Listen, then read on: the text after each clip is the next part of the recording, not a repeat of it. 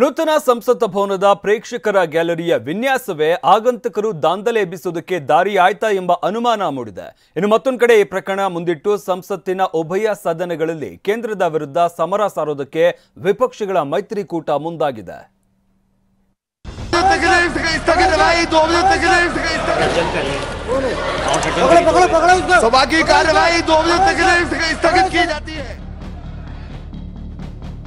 ನೂತನ ಸಂಸತ್ ಭವನಕ್ಕಿಲ್ವಾ ಸೂಕ್ತ ಭದ್ರತಾ ವ್ಯವಸ್ಥೆ? ಪ್ರೇಕ್ಷಕರ ಗ್ಯಾಲರಿಗೂ ಕೆಳಮನೆಗೂ ಕೆಲವೇ ಅಡಿ ಅಂತರ. ನೂತನ ಸಂಸತ್ ಭವನದ ಇಡೀ ಭದ್ರತಾ ವ್ಯವಸ್ಥೆ ಕಣ್ಣು ತಪ್ಪಿಸಿ ಇಬ್ಬರು ಆರೋಪಿಗಳು ತಮ್ಮ ಶೂನಲ್ಲಿ ಹೇಗೆ ಸ್ಪ್ರೇ ಬಚ್ಚಿಟ್ಟುಕೊಂಡು ತಂದಿದ್ದು ಎಂಬ ದೊಡ್ಡ ಪ್ರಶ್ನೆ ಕಾಡ್ತಾ ಇದೆ. ಸಂಸತ್ತಿನ ನೂತನ ಕಟ್ಟಡ ಹಾಗೂ ಪ್ರೇಕ್ಷಕರ ಗ್ಯಾಲರಿಯ ವಿನ್ಯಾಸದ ಬಗ್ಗೆನೂ ಪ್ರಶ್ನೆಗಳು ಮೂಡಿವೆ. ಹೊಸ ಸಂಸತ್ತಿನಲ್ಲಿ ಪ್ರೇಕ್ಷಕರ ಗ್ಯಾಲರಿಯ ಎತ್ತರವನ್ನ ಹಳೆಯ ಕಟ್ಟಡಕ್ಕಿಂತ ಕಡಿಮೆ ಇರಿಸಲಾಗಿದೆ ಅಂತ ಕೆಲ ಸಂಸದರು ಆರೋಪಿಸಿದ್ದಾರೆ. ಹಳೆಯ ಕಟ್ಟಡದಲ್ಲಿ ಪ್ರೇಕ್ಷಕರ ಗ್ಯಾಲರಿ ಹಾಗೂ ಸಂಸದರು ಕುಳಿತುಕೊಳ್ಳುವ ಸ್ಥಳದ ನಡುವೆ ಹೆಚ್ಚು ಅಂತರವಿರುತ್ತೆ. ಯಾವುದೇ ಪ್ರೇಕ್ಷಕರು ಕೆಳಗೆ ಸಂಸದರು ಇರುವ ಕಡೆ. ನಿಮ್ಮ ಉಬ್ಬಿದ ರಕ್ತನಾಳಗಳ ಸಮಸ್ಯೆಗೆ ಎವಿಸ್ ಆಸ್ಪತ್ರೆಯಲ್ಲಿ ಕೇವಲ 30 ನಿಮಿಷದ ಲೇಸರ್ ಚಿಕಿತ್ಸೆಯೊಂದಿಗೆ ಮುಕ್ತಿ ಹೊಂದಬಹುದು. ಹೆಚ್ಚಿನ ವಿವರಗಳಿಗಾಗಿ ಸಂಪರ್ಕಿಸಿ 8088837300. ಹಾರೋದಕ್ಕೆ ಸಾಧ್ಯವಿಲ್ಲ, ಆದರೆ ಹೊಸ ಕಟ್ಟಡದಲ್ಲಿ ಹಾಗಿಲ್ಲ. ಎತ್ತರದ ಅಂತರ ಕಡಿಮೆ ಇದೆ ಅಂತ ಆರೋಪಿಸಿದ್ದಾರೆ. ಇದೇ ಆರೋಪಿಗಳು ಸಂಸದರು ಇರುವ ಕಡೆ ಜಿಗಿಯೋದಕ್ಕೆ ಕಾರಣವಾಯಿತು ಅಂತ ಹೇಳಲಾಗ್ತಾ ಇದೆ. ಸಂಸತ್ ಭವನದ ಆವರಣದಲ್ಲಿ ಭದ್ರತೆ ಹೆಚ್ಚಳ. ಶೂ ಬಿಚ್ಚಿಸಿ ತಪಾಸಣೆ ಮಾಡುತ್ತಿರುವ ಭದ್ರತಾ ಸಿಬ್ಬಂದಿ. ತಾತ್ಕಾಲಿಕವಾಗಿ ವೀಕ್ಷಕರ ಗ್ಯಾಲರಿಗೆ ಎಂಟ್ರಿ ಬಂದ್. ಲೋಕಸಭೆಯಲ್ಲಿ ದುಷ್ಕರ್ಮಿಗಳ ಸ್ಮೋಕ್ ದಾಳಿ ಬೆನ್ನಲ್ಲೇ ಭದ್ರತೆಯನ್ನ ಬಿಗಿಗೊಳಿಸಲಾಗಿದೆ. ಪ್ರತಿಯೊಂದು ವಾಹನಗಳನ್ನ ಪಿನ್ ಟು ಪಿನ್ ತಪಾಸಣೆ ನಡೆಸಲಾಗ್ತಾ ಇದೆ. ಸಂಸತ್ ಪ್ರವೇಶಿಸುವವರ ಶೂಗಳನ್ನ ಬಿಚ್ಚಿ ತಪಾಸಣೆ ನಡೆಸಲಾಗ್ತಾ ಇದೆ.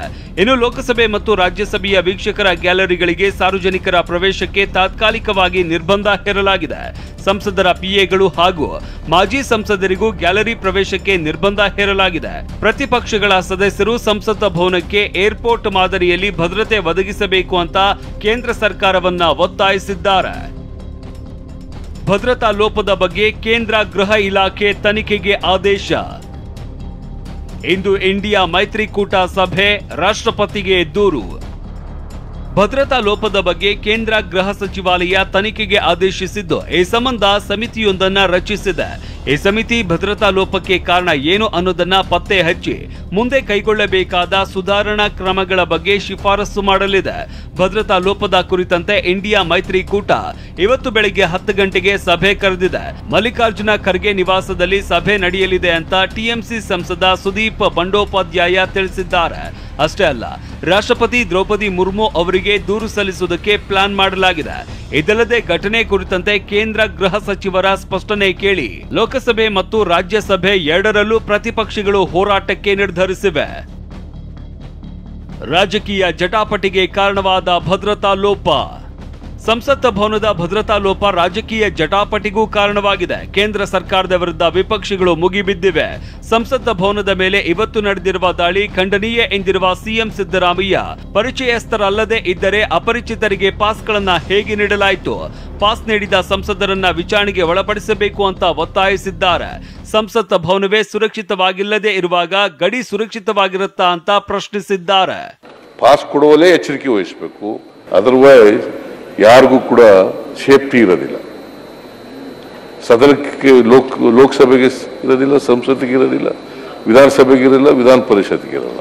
ಇನ್ನು ಸುವರ್ಣಸೌಧದಲ್ಲೂ ಸಂಸತ್ ಭವನದ ಭದ್ರತಾ ಲೋಪದ ಕುರಿತಂತೆ ಬಿಜೆಪಿ ಕಾಂಗ್ರೆಸ್ ಸದಸ್ಯರ ನಡುವೆ ಜಟಾಪಟಿ ನಡೆಯಿತು.